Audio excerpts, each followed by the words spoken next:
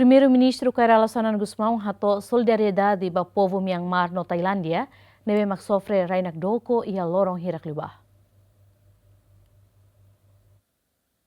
Tuir comunicado nebe portal Governo Fossai, Governo ho Povo Timor-Leste, hato sinceramente condolências profunda, tristeza também terremoto devastador nebe acontece ba Myanmar no Tailândia e a lorong ranulo resualo fulang março foi na lasne. Evento trágico dene halakon emambar ni vida, estraga uma ho infraestruturas. Nune, povo Timor-Leste sente laran tarido no triste teptebes ho escala desastre da bota nesang podine impacto ho dinune solidariza ho povo Myanmar no Tailândia durante momento lutone. Governo Timor-Leste elogia ação hirak nebe autoridade sira husi país rua halo ona hasor desastre botne onde foi apoio urgente basira nebe precisa liu também Timor-Leste husu comunidade internacional atofo assistência humanitária. Nune ia comunicado ne primeiro-ministro Kairala Sanan Gusmão declara povo Timor orasne sentilaran triste teptebes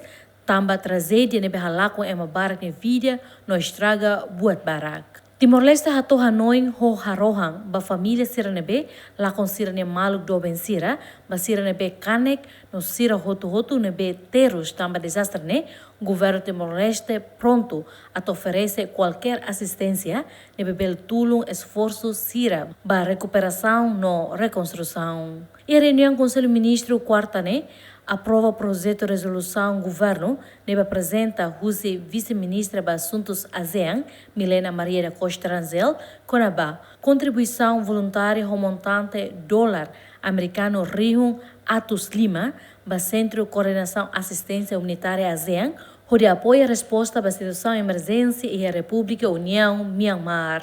Equipa cobertura GMN.